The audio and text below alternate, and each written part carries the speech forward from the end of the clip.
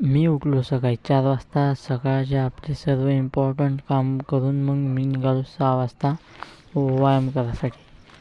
मग 6 वाजता पोचलो. मग 15 मिनिट चांगला वॉर्मअप केला.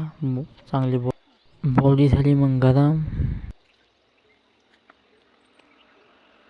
आज पण केली 3 किलोमीटर रनिंग, 200 दोरीवरच्या उड्या,